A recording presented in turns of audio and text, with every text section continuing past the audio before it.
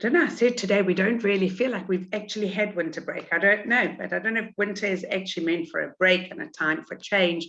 But it's just nice to be back and have everybody with us, and a very special time. So there are a number of people. Firstly, I want to just welcome my wonderful friend Tali Barwin. And Tali actually shared, I wasn't quite sure where she was up to, and I'm so excited because I've got another wonderful name to add for somebody that I trust when we need some help with CBT, child and adolescent therapist, which is wonderful, and especially when you know the people that you are talking about and talking to. So it is really a great honor for me to welcome Tali here. We go back quite a few years. I have the actual honor of being a person who was one of the shlichim of getting her and her husband under the chuppah, and they the shlichim for keeping it that way, which is the most beautiful thing, and seeing all the beauty that comes with it. And I have to tell you, I actually, Tali, I don't know if you remember, but many years ago, there's a book called Jewish Women Speak, about all the different women. And I was thinking, well, they wanted, I don't know what for, but whatever they wanted to have me in the, have my name somewhere in the book. And Tali actually wrote the article for me. So I have a lot of Hakara Satov going all the way back, and to her absolutely stunning, beautiful, beautiful, beautiful family.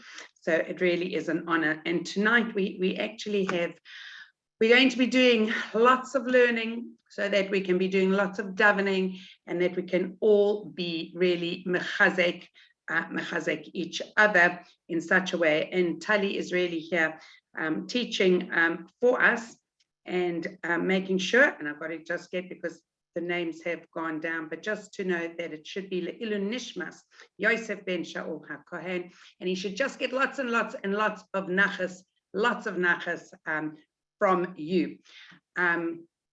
Lahavdil, we have the wonderful Tepper family here with us, some of them here on screen with us, and I certainly hope that this should give you extra strength and extra kayach to continue the tefillas and the davening for Michael ben Rivka, and that we should only share besoros tovos, besorot tovot, and that we should really have only good things. And you know how wonderful your children are, Mrs. Tepper. I can just be here to tell you that I know from a different side, just to tell you what gorgeous kids and grandchildren you have, and in their merit of all that they do, we should just have a refuah shalema, and we should all get the chizuk really from this. Much appreciated. Say that again. Oh, it's our pleasure, and we've really had you with us in mind the entire week throughout all of our learning, and we continue that way as well. The other thing is, somebody has just asked me, because when we don't have so many people in some people's immediate family who are going to be learning and sharing Torah for someone, our lovely friend Juliet has asked that we should learn again, Le'ilu Nishmas Lahavdil, for Yudis Rivka Bas Shoshana Leah. We do not have the name of her father. Kadosh Baruch Hu really knows who that is, but it is this young, lovely lady, Yudis Rivka, was a granddaughter of one of Juliet's mum's friends. So they should just all be comforted by our learning. And I am not going to take up any more time. I'm just going to say thank you, Mrs. Barwin. All the teaching, the years of teaching and the years of sharing, don't only go back to being just the teacher. You were in that very first year of us bringing all you wonderful women into our tutoring world at the JLE, and how many people have really benefited so much throughout the years. So thank you for coming in at late notice and being here with us tonight. I think that the thanks go all the way back to you, Joanne, because I felt such hakaras hatov to you, and I have such positive memories of those years you were just talking about as well, and just so much Hakaras Hatov for our whole home and family. So thank you. I'm just going to quickly add that I've had all messages from America, from Rivka Cohen, who was like, oh my gosh, is that? I won't go back to the old name, but you know, and then also from Tamar Saleli. So they send you lots of love. That's so nice. Oh, thanks, Joanne. Thank you. So I thought we would spend this evening talking about powerful communication, and I'm not sure in terms of this group how interactive you want to be. So whoever wants to kind of interact, great, and if you don't want to, that's also absolutely fine. So I really just wanted to start by having everyone kind of, if they feel comfortable, putting in the chat what communication is. What does communication mean to you? When you hear that word, what does it kind of signify? And if you're comfortable, great, put something in. And if not, then we'll forward ahead after that. But just to kind of really think, if you don't want to write, what does communication mean to you? And think about how you use communication, what powerful communication is. When you saw the title, what kind of message do you think that I'm going to be speaking about tonight? Great, yes, I can already see some comments coming through. So communication is being heard and hearing the other, imparting knowledge, feelings to another, passing messages over, listening, speaking. That's great. I think really, really important concepts just to kind of clarify. And I think often when I do a share, I always feel it useful to kind of look up the definition of actually what I'm actually teaching. I have it on a PowerPoint, but I'm actually just going to leave the PowerPoint for now because I think it's going to complicate things if I put a PowerPoint on. But in terms of the dictionary, the actual definition for communication is to share information with others by speaking, writing, moving your body, or using other signals. So it's really more than just kind of talking. It's lots of different ways of sharing information. It's writing, signals, body. Speaking, though, obviously is often the main one that we all think of. So I really wanted to look at powerful communication and looking at the cedras that we've had over the last few weeks, what we can kind of learn from there. So I think what's really interesting to look at is there's lots of different types of communication over the 3 cedras. So if you look at the beginning of the book of Shemos, and you look at the Cedra Shemos for Era and Bo, which is this week's Cedra, you see lots of different conversations happening throughout and lots of different communications. So you have Moshe obviously speaking to the Jewish people as one level of communication. You have Hashem and Moshe having a conversation, which is an interesting one we'll come to soon. You have Pharaoh and Moshe himself speaking. Then you have the Jewish nation speaking to Hashem, crying out to Hashem. Then you have the way that the Jewish women communicate with their husbands. And then you actually have, on a very deep level, the Jewish nation being communicated with for future generations and the obligation to pass on that story. So there's lots of different communications. And I thought it would be really good to kind of look at each of those kind of levels and what we can kind of pick up from there about what is good communication, how we could be good communicators and what we can learn from there. So looking at Moshe and the Jewish people, I think what's really, really interesting is that when Hashem asks him to take on this role as the person that is going to go and tell the Jewish nation, you know, we're going to go free, he turns around to Hashem and he says, Heim lo ya'aminu li, they're not going to believe me. And obviously he's very in tune. He straight away knows they're not going to believe him. Why is he already saying they're not going to believe him? Because he's coming from a perspective of understanding where the other person is. And he knows they're in the midst of slavery and that when someone is in the midst of suffering, it's very difficult to kind of hear straight away about freedom. And also he hasn't earned their trust yet. If someone doesn't trust you, they're not going to listen to you. So what's interesting is what does he do in terms of becoming the leader and how does he earn their trust and how is he able for them to kind of believe in him and listen to him when he does communicate with them. And I think the first kind of lesson, which is really powerful after we speak about understanding where people are at, is actually thinking about the ways that we communicate. And I think at the beginning I touched on this, that communication can be significantly nonverbal. The messages that we give non-verbally to people are sometimes even stronger than the verbal messages we give. And if we look at what actually happened in the story of Shemos, and we actually see that Moshe himself grew up in a palace. He grew up in royalty, but he knew he was Jewish. And it says that he went out to his brothers. And Rashi says, what do you mean he went out to his brothers? Because he was in the palace. What does that mean? And it says, Nosan Libo, he gave his heart to really feel their pain. And what does it say he did? He actually went and he picked up bricks and he tried to see and feel what it was like. And you can imagine if you were a Jewish person witnessing the prince of Egypt at that point, picking up bricks and trying to kind of balance them and do it, what message that must have given them about this person? What message would that give them about the person who he was and why he was doing that? And that nonverbal message is really strong.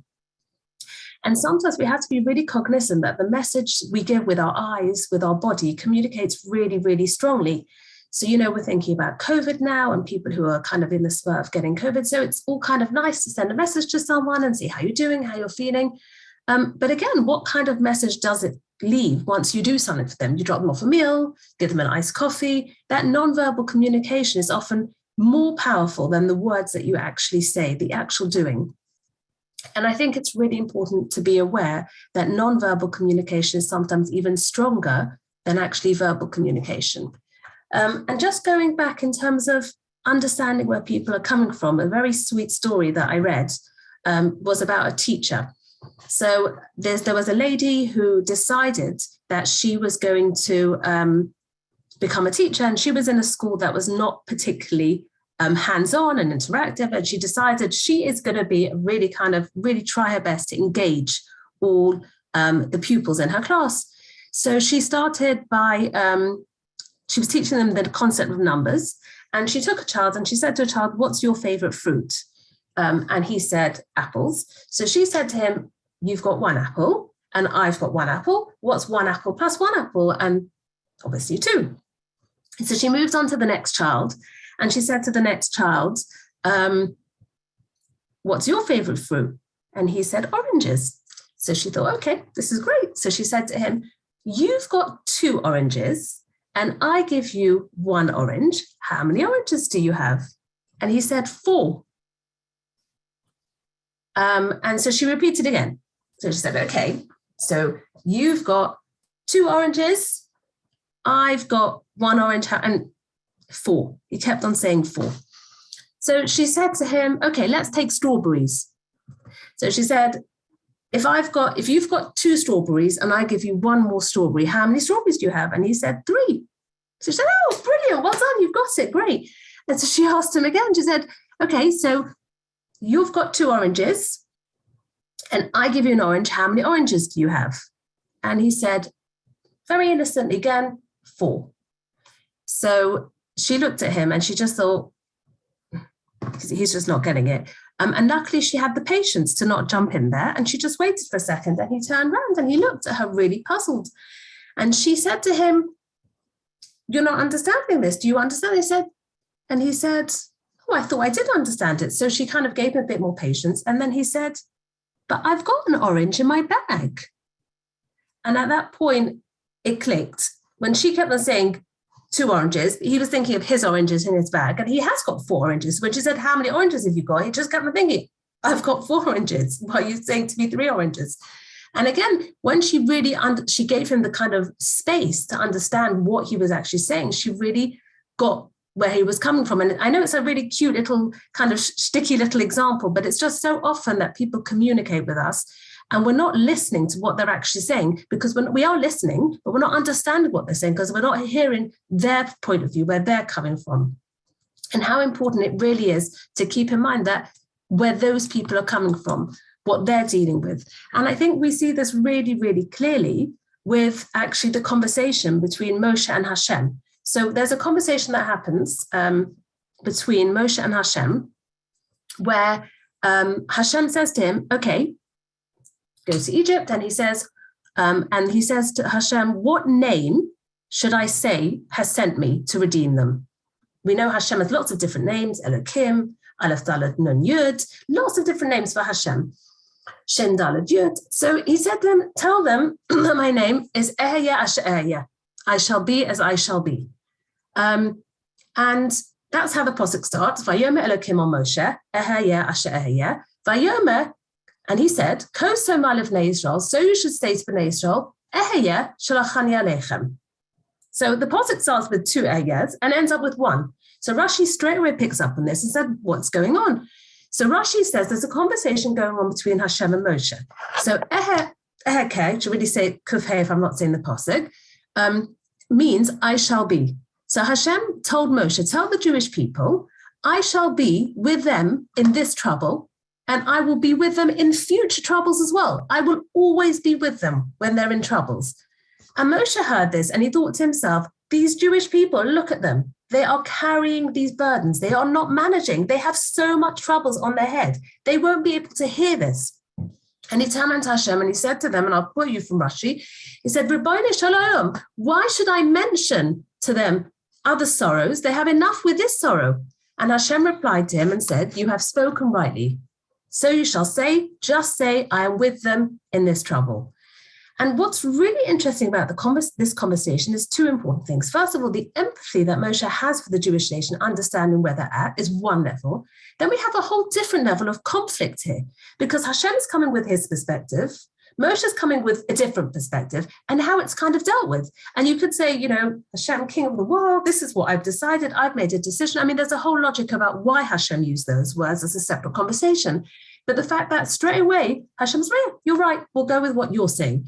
And because he's listening to the logic of why it happens. And so often in conflict, we shut off that listening, that we're not able to even understand that perspective. And it's trying to kind of hold back and listen to kind of hear that perspective.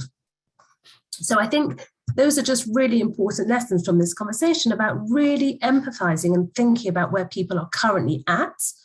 And then also understanding when you're in conflict with someone, where are they at? Where are they coming from? Why are they saying what they're saying? What is the story behind what they're saying? What is perhaps triggering them about what you're saying that's bringing up something which you can't really spot, you can't really recognize, and finding out about it. So we've kind of dealt with Moshe and Hashem. We've dealt with Moshe and the Jews themselves. But I think one of the things we haven't looked at yet is Pharaoh and Moshe. So the concept that Pharaoh and Moshe have lots of different conversations, and I think within their conversations, there's lots going on. So first of all, Pharaoh himself constantly says he does things with his words, constantly. Yes, go. No, yes. He's always saying things. He's not trustable. So whatever he says is not really reliable. And we know that trust doesn't come from people. You don't have trust for someone who says something and doesn't keep what they're saying. And communication is difficult with people like that. And what's interesting, and we're going to come to this in a minute, is the name Paro, Pei, Resh, I, and Hey, right? The first letter is Pei, right? So Pei is the word Peh, mouth, Peh, right? And Ra is bad. So Paro stands for Peh, Ra. He's like a bad mouth. He says things he has no intention of keeping. He's not able at all to use his mouth for the good. He doesn't have a concept of communicating well, of communicating positively, of saying things and doing what he's saying. And what's really interesting as well is that Pharaoh is a total ego. He wants to be the god. He went into the Nile so he could go to the bathroom and no one would know he was actually human because he was the god himself. And he himself, it's all about him. And one of the actual concepts, and I heard this from a friend, recently when we were talking about the different types of therapy and different modalities in general, is within psychoanalytic therapy, one of the very, very strong, important things is actually removing yourself from the room, being able to totally be outside of the room, being outside of the therapeutic room. So that therapeutic space is fully about the person present. It's not about your perspective. It's not about how it's all about the person within the room. And when we are so present somewhere and our ego is so there, it's very difficult to give space to the other person. And it's about recognizing that sometimes we have to kind of almost like hold back. I have a picture on my PowerPoint, you can't see it, but I have a picture here of like literally everybody having their own conversation and no one's listening to each other. And often we are so eager, you have a conversation and we all do this. It's very natural that you're thinking in your head what you're saying next, as opposed to fully being in tune about what the person is saying, you're already thinking what you're going to say. And it's about the ability to kind of step back and say, actually, no, this is not about me. This is about the other person. And it's much easier, obviously, to do this in a therapeutic space because it's, it's all about the other person. But it's trying to kind of incorporate that within our own conversations with people when people are talking to us, especially when they're having very meaningful conversations, but even more light talk conversations, just really hearing what they're actually saying without putting our perspective into it. And I think what's also really important is to kind of keep in mind this kind of, I'm not sure the source of that, I've heard it, we have one mouth and two ears, because it's easy to talk. We only need one mouth to talk. Whereas with ears, we don't listen properly. We really need to tune in to what people are saying to really give them our full attention. And this is kind of the opposite to Moshe, when actually he went to Pharaoh and he actually said to Pharaoh, the plague is going to happen of the killing of the firstborns at midnight. And the word very carefully says, at around midnight. And this is a message from Hashem, and Hashem knows time. So why doesn't it say at exactly midnight? And the worry was, Moshe had this worry that they would turn around and say, oh, our clock said it was only 11:58 and it happened. And he didn't want there to be room for the fact that you said this, but it didn't happen like this. So to kind of remove that, he even said at around, and he was really careful with what he said. And I think the final thing to really acknowledge here is that this must have been really difficult for Moshe. He kept on going to Pharaoh, kept on asking the same things, kept on being told, and it must have been quite frustrating, really. And yet we're even told that when he was doing this, he remained respectful to Pharaoh the whole way through. Even when at some point later, we'll actually see how Pharaoh speaks to him, he still was able to remain respectful. And when communication breaks down and there isn't powerful communication, it's when there's no respect. Now, it doesn't mean Moshe respected Pharaoh. It doesn't mean he actually respected him, but respectful communication is so important, because the minute you level down your communication, you shut out any communication, because the person is no longer thinking about what you're saying and about the conversation. They're too upset and hurt by actually the language that you're using against them. And the minute you start name calling or belittling or any of that, you've lost the person, because they're not even thinking about what you're saying. So again, just the importance when you're in conflict of thinking to myself, is this going to help be helpful? Is this actually for yourself? Maybe think about it selfishly, never mind about the other person. They're not going to listen to you because they're so busy absorbed in rhetoric, bringing back the next insult to you. So just kind of thinking about how you're speaking, if you really want to be heard, as opposed to also want, to listening to the other person as well. Now kind of moving on to the next level is looking at the Jewish nation and their relationship, their communication with Hashem. So I think what's really interesting is that the strongest communication between the Jewish nation and Hashem is always in the last three parashas, when they cry out and they groan. There is no words. There is just crying out and groaning. And actually, communication at that level is extremely powerful. It is that inner pain, that inner voice. And when someone comes to you and they're feeling that way and they're so helpless and they're feeling so lost, that is such a powerful communication. And people won't do it with someone they don't trust. And they really trust you and they're really sharing with you. And I think that was the most powerful communication between the Jewish nation and Hashem. And it actually said that once they did that, I think actually the Zohar actually says that the redemption of Bnei Yisrael was dependent only on their crying out to Hashem. That was all it was dependent on, because it showed utter dependence on the person that you're crying out to. You don't cry out to someone you don't believe wants to listen to you. You don't cry out to someone who you don't believe wants to help you.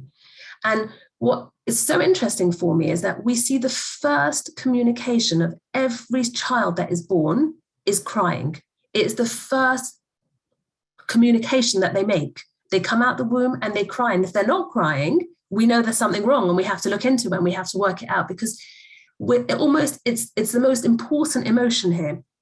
The ability to say that I am helpless and I need someone to help me. And no one is totally independent and is able to do everything by themselves. We all are interdependent with other people. And it's the ability to say, actually, I'm not fully capable and I do need help sometimes, and I want you to be there for me. And I think what's really, really important is that It's also a total submission to the person you're also crying out to. It's understanding that they have a role to play in this relationship, that you have a connection with them on a very deep level where you believe they can help you. And with B'nai Israel in Egypt, it was almost the utter realization that actually the only person that can get us out of this terrible situation is Hashem himself. And realizing that we are his children, and that, it's really, that relationship is crucial, that crying out to him is crucial. And I think what's also really important as well is to really think about, and this is something I don't know, different people's different perspectives, but often sadness is a really difficult emotion to have. And depending on everyone's background and different people's families and communication styles and all of that, often sadness is kind of like pushed away. Oh, you're okay. Come on. Like, it's like, things will be better. Let's just kind of move on. Let's just kind of give you and almost like we don't kind of let people sit with being in pain. Like it's okay. Like we don't have to kind of move them on in a second later. Like they can be with their pain, and more than they can be with their pain, it's really important to feel pain. It's really important to not invalidate someone who's in pain. And I don't know if you have ever seen the film Inside Out, but there's an amazing clip, and I've got a picture of it here, but you can't see it, but an amazing clip where there's joy is the feeling, if you haven't seen it, very, very insightful. And joy is a feeling of happiness, and sadness seems to, joy is not happy with sadness, because wherever sadness goes, it ruins things, and she's trying to kind of get rid of it. And then at one point, sadness, this emotion of sadness, sits with, it's this soft toy, it's a soft elephant, whereby, and the soft elephant is really sad, and sadness sits with the elephant and recognizes the sadness and allows the sadness. And only once that sadness is allowed, is okay, is validated, that is when that person then is able to move on back to joy. And when we just try and move on without fully validating and feeling those emotions, it's not healthy, it's not good. It's got to come out. These are very strong emotions that need to come out. And I think it's recognizing that it's okay to be in pain and it's okay to be sad. And Judaism itself recognizes this. When we go and do a Shiva visit, the halacha is you should wait for the other person to speak to you, and that it's okay to sit there and be with the pain. You don't have to shouldn't talk about other things and make it fun. It's supposed to be a place for them to kind of feel the pain, a place where they are able to kind of be with that pain. So I think, again, so that's the communication between the Jewish nation and Hashem.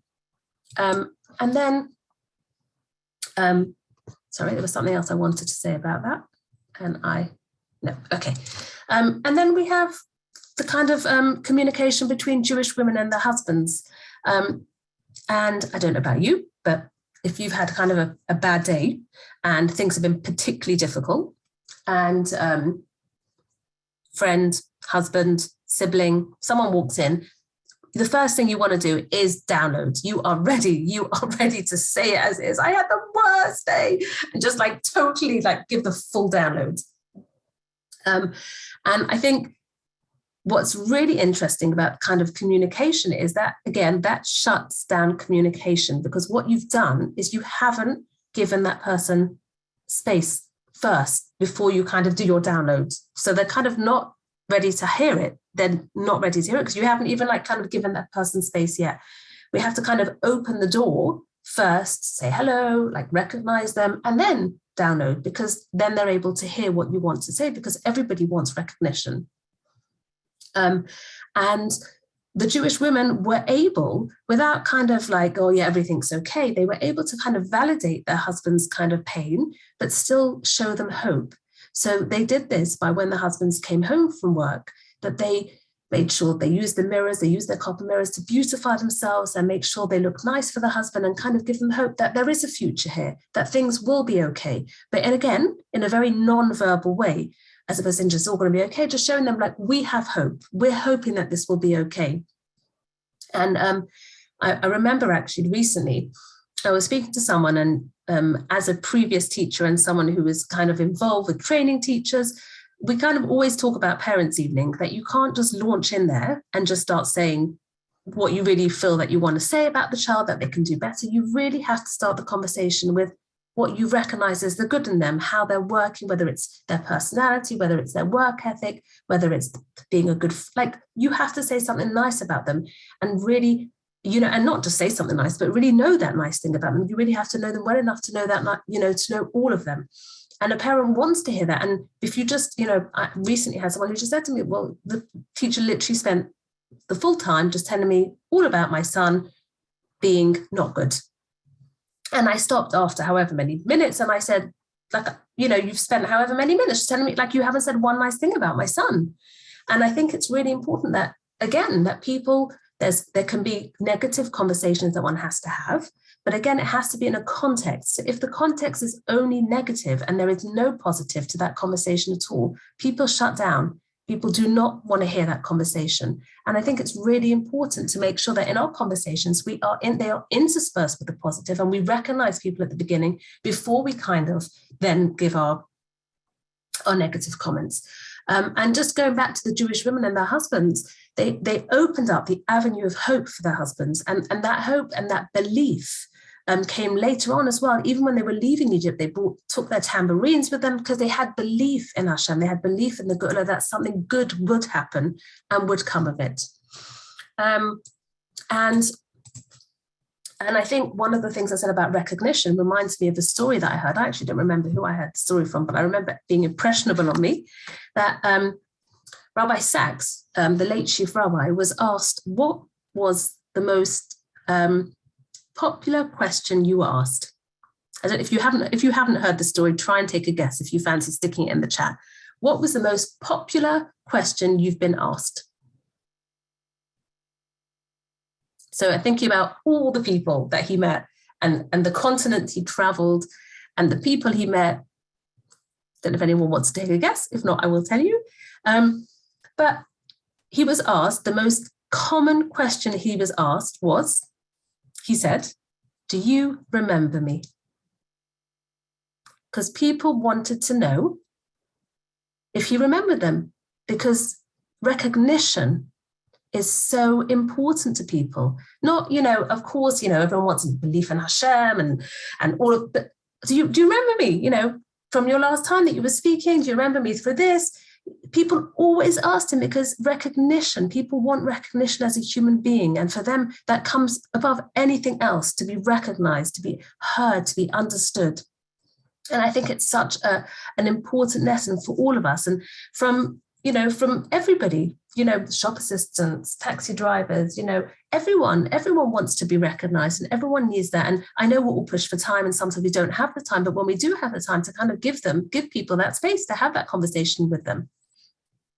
Okay, moving on, looking at the next slide now, moving on to the kind of finals. So if you remember correctly, I'll just have a quick summary over here. So we had the different types of communication, as we said. So we had Moshe in the last three sectors. We had Moshe and the Jews. We had Moshe and Hashem. We had Pharaoh and Moshe. We had the Jewish nation and Hashem. We had the Jewish women and their husbands. And the final one is the Jewish nation and future generations. So in this week's Sedra, it looks very much about, the coming out of Egypt as a sign, as important for the future, as a message to give future generations. And one of the things that's really interesting, if you ask people to remember things, like what you say, it's really difficult.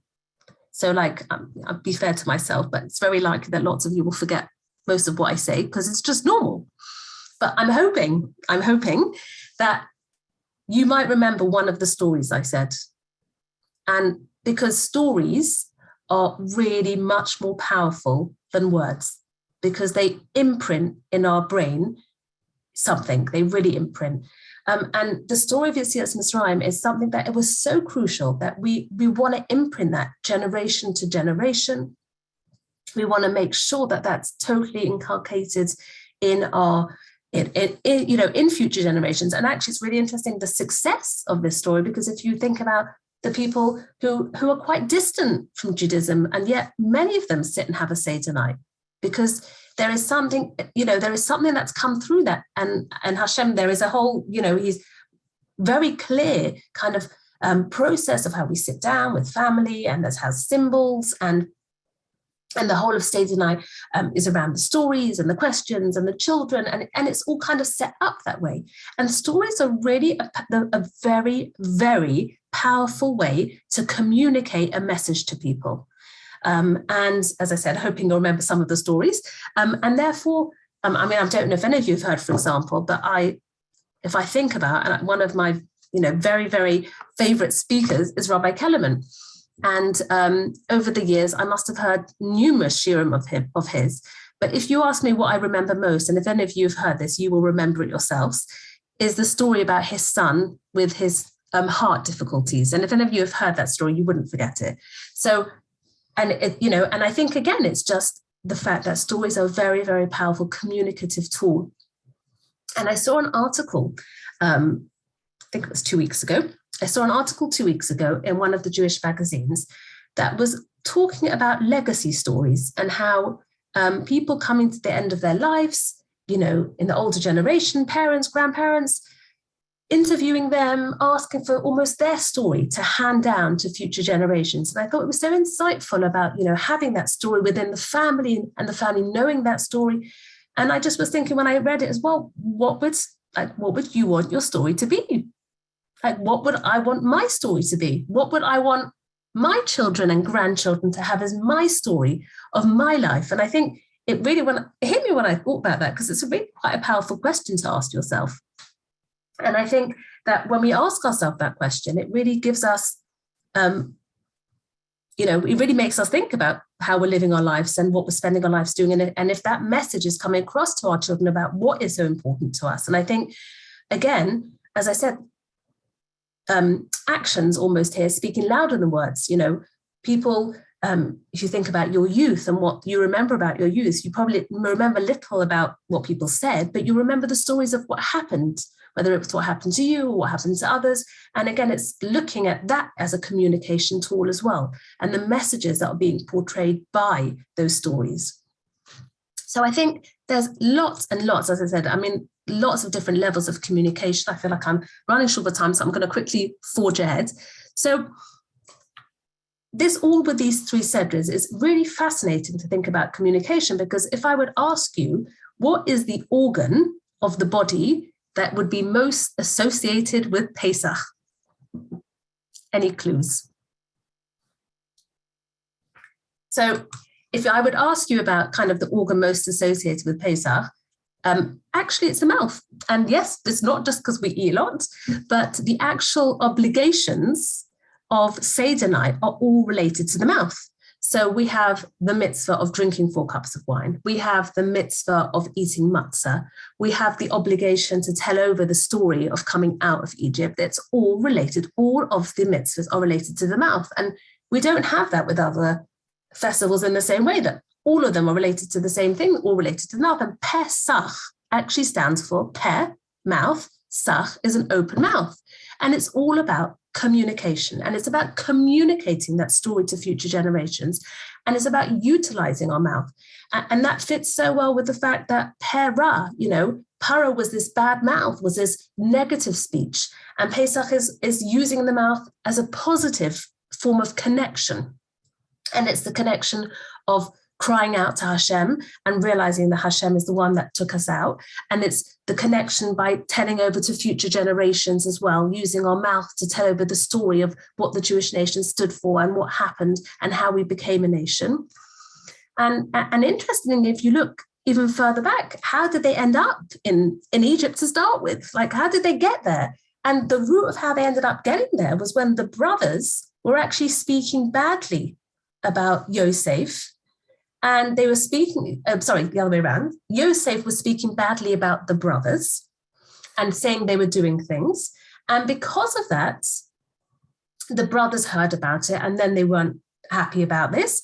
And that started the whole process of coming down to Egypt. That Lashon Hara almost came down to Egypt. And again, it's thinking about in Egypt, how we were kind of learning to use our mouths for the right purposes, using our mouths to cry out to Hashem, using our mouths to communicate properly. And what's really important is that when we're using our mouth and we're communicating, we're doing it in the right way. Sorry, I've got my slide in front of me and I've just got to move it up here. So,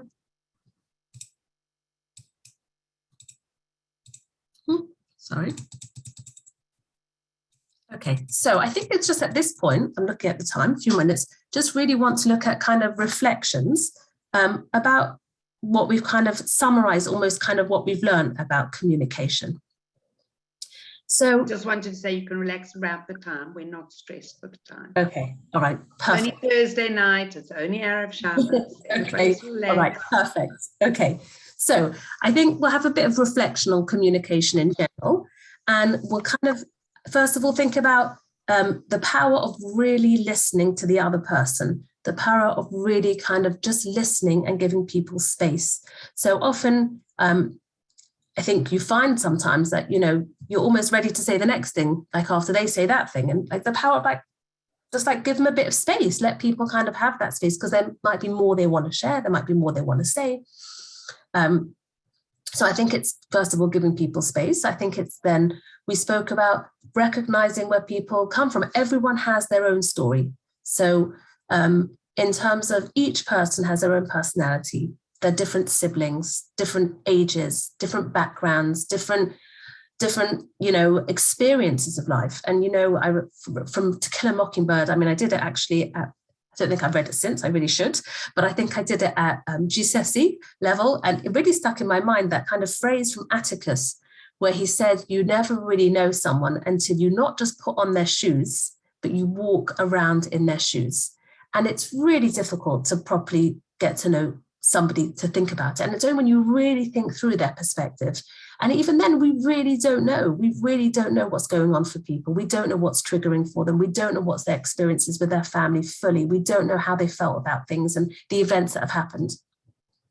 And there's a phrase in Perikopos that you shouldn't, which says you shouldn't judge another person until you reach their place. Now, I can't remember which commentator, but one commentator says, you never can reach their place. You can never judge them, because you can never fully understand a person, because you're never going to be that person. And interesting, related to that, when we're talking about almost our relationship with Hashem, the kind of security of knowing that the only person who really, really understands you and really knows where you're coming from and really knows your makeup and your family makeup and your background and your experiences of life is Hashem. He's the only one that really gets that. And sometimes it can be frustrating because they don't really, other people might not get that, but knowing that there is someone, well, not somebody, but a higher body who kind of understands all of that, you know, it's comforting for us that we have, you know, we have a chance to kind of share, and we have a chance to reach out to him when we need to.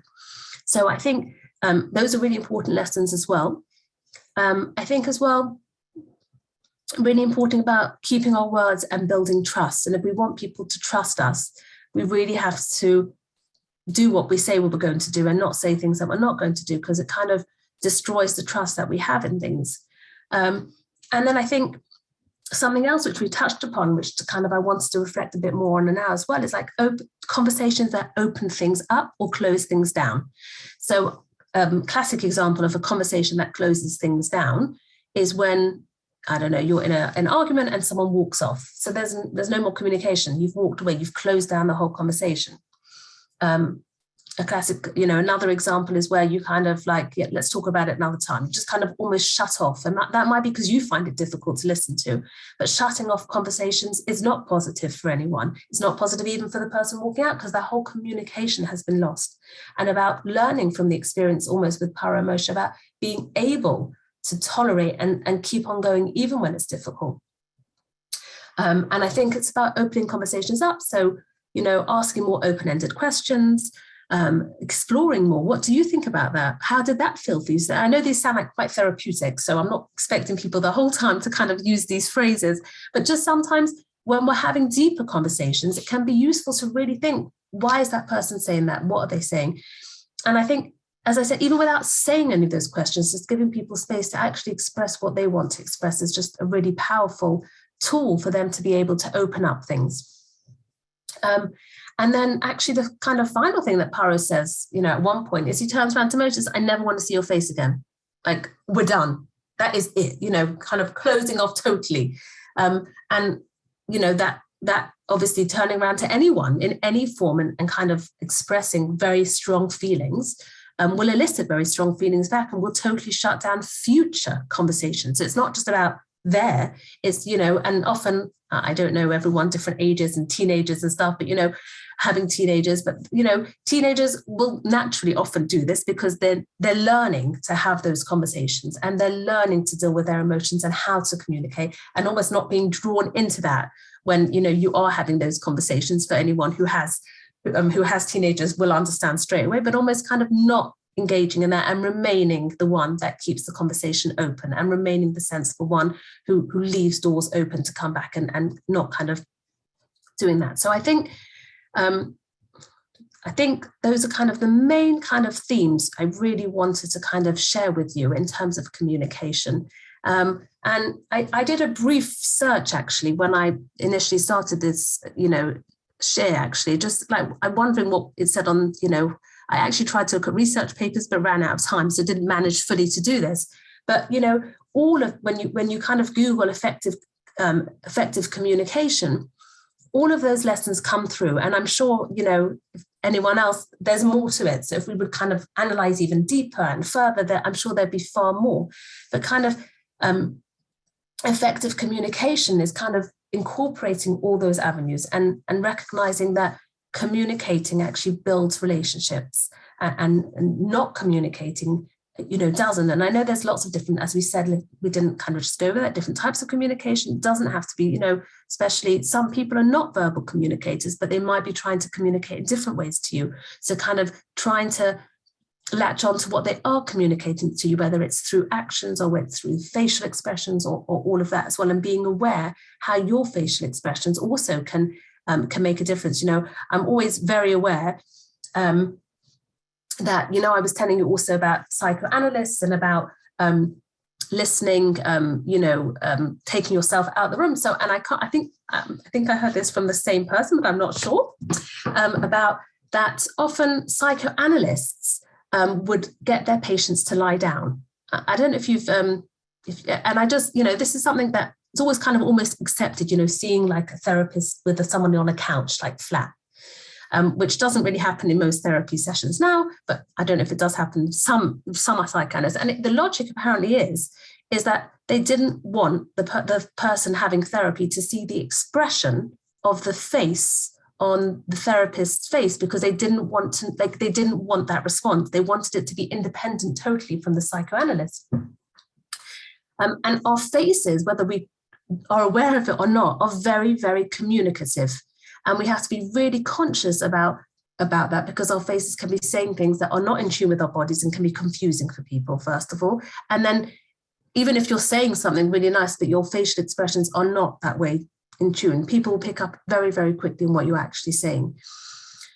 So I think in general, that's just a summary of communication and how we can kind of see from Moshe and the Jewish nation and the women, and also from Pharaoh and all of that, just in terms of communication and what powerful communication really is. And I think all of us, you know, it's an ongoing thing that everybody has to work on and kind of be conscious of, that our communication, it's following that and is kind of, you know, giving that over. And final thing again is to remind us about, you know, this, what are we communicating about, you know, our life goals, our life missions, what's important to us, you know, around us. And that, you know, speaks for who we are. And I think that's something that to keep in mind as well. And I'm not sure if there's any questions, but I think that's kind of tied everything together. If anyone has any questions, I'm happy for you to ask or to kind of put it in the chat if you wanted to. But it's been really lovely meeting you. And thank you for all of you who had your kind of screens on, because that was also really nice to get. Well, a little bit of communication. So I just firstly wanted to say thank you so much. That was actually really beautiful. Mrs. Tepper, do you have, with all your wonderful skills of where you come from and your own workplace, do you have anything that you wanted to share, speak, say? You're on mute if you do, but if there's anybody, there we go. Okay, can you see the question? What about the pharaoh who knew Joseph? It's a really good question. So you're right. There is a slight difference in opinion about whether it was a new pharaoh or an old pharaoh. And again, this is actually, I think you're spot on in actually highlighting an even more powerful lesson here. So for those who kind of say he knew it was the same pharaoh, what's really interesting is that you would think that if somebody came and saved your entire nation from famine. So remember, Joseph saved the entire nation of Egypt from famine. So you would think that this isn't something you're going to forget, because the entire nation was saved for 7 years from famine because of this guy. So you would think that he would actually remember him. You would think not just remember him, you think you would have massive appreciation to him and to his descendants. And yet he was able to kind of block that off. And he actually, he just was able to do it because he didn't have that appreciation. But you're right, currently, as in, I think if you're talking about when he did have Joseph as his second in command, the communication at that point was better. I agree that clearly he did appreciate, and he brought him up in terms of power. But that generation, and remember, we often say in Judaism that each generation further down, kind of the power of, greatness is kind of lessened somewhat. And maybe the fact that Joseph actually was around and Jacob was around, that he was able to recognize in a way Hashem, and much more kind of be able to, because of that, recognize the Jewish nation and recognize the goodness. And maybe, I'm not sure, it's a good question, I'm not sure if I'm answering it, but perhaps he was able to kind of communicate better at that point. And then at a later point, he kind of lost that. I hope that answers your question. Was that what we were trying to ask? No, I was, you were saying the pay was, and the resh was for pharaoh is bad. So, but I don't think that the pharaoh who knew Joseph was considered bad. I don't know. Right. No, I think you're right. I think you're right. So it is a question, as in how come his name was bad mouth, even though at the time of Joseph, he was good. I wouldn't necessarily classify him as good as opposed to not bad at that point. We don't know so much about him at that point. So we do know that obviously he made Joseph as a second of command, but then we also do know he threw people in jail for kind of having a fly in the wine as well. So I'm not convinced that he was totally good either. But there was definitely more, like, it wasn't as bad at that point, I agree. So I'm not sure.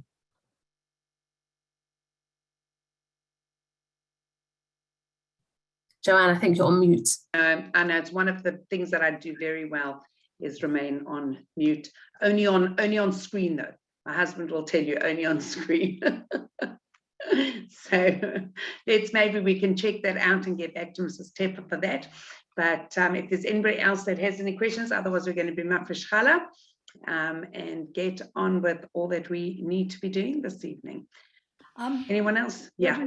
I studied this a bit with my community, and it appears that Joseph actually started the sort of hierarchical system which made the Jewish people into slaves, because so that's another way of looking at Joseph.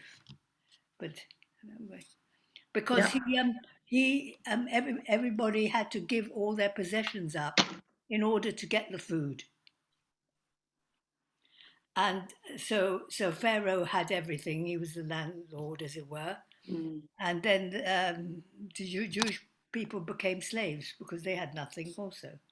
And maybe that was the way we all had to get out. Sometimes we have to go in to the bottom in order to bring ourselves up and out. And it's definitely worth having a look a little bit more at that. In these weeks, we really have an exceptional energy here. In the time where we're reminding ourselves, it's not only about the time when we were there in the time of Egypt, but we have to remind ourselves that throughout every generation, we are, and we learn from the Torah how we're supposed to even be behaving now. How we haven't yet managed to do it right, I simply don't know. But maybe that's what man is. We look too much at his story rather than our history, and see how we can actually rectify from before. Like, look at other people. We come into places of empowerment and power in place. Nobody really wants to say, what can I learn really from my predecessors? What they want to come in and say is, how can I make it different and change it? Because I'm going to be the one that's going to take them out from here. And I think that what we're witnessing right now is a world of people that are looking to do that without going back and saying, well, where did we go wrong? Maybe we can learn from that. And really, we just have to get to that stage now. We, thank God, are going into Shabbat, into Shabbos, and we have the one above to ask to help us to be able to see with clarity, to be able to see more clearly, to learn from inside how we can become the people that we are really supposed to be. So please God, that should be all of our blessings, that we look to see how we really become better through everything that Hashem has given us, in saying, I know it's not always easy to listen to the things we want to be told what to do. We really want to make up our own minds. But sometimes we have to take those things and do them, and also learn, as we see from the parshas, the importance of communicating and sharing and listening and then speaking, giving space, and all those things that you really put over so beautifully. I think maybe I'm going to book an appointment. I'm not convinced about, just the CBT, but listen, if you want to listen to me and then reflect, I'm happy to go with that. Even happy to lie on a couch. It just might go silent, for a bit. I don't know how people stay awake during those sessions if they're lying on couches, to tell you the honest truth. But everybody has their place, and we all need to do what is good for each of us. And I really hope for all of us that are here on the screen that have been able to take with us some kind of positive energy that we are able to put forward in these weeks and everything of the Shavavim, that we should have for the Jewish people, a refuah shalema for everybody, for all of those that aren't with us, that they should have their aliyah neshamas and battle on our part. And please God, soon I'm going to be telling you what date I'm going to be on my plane to Israel. I'd like to say my plane, on somebody else's plane, but on that flight. So if anybody is going to want to join me in coming to spend a few days of inspiration in the Holy Land, I'm looking forward to doing that. I keep thinking I was saying I'm going to fly out tonight, because at least tonight we know it's open. Who knows what's going to be after Shabbos? But in the meantime, please God, we'll look forward to that. So thank you to everybody, and let's just quickly be mafresh challah. My bag of challah on my lap.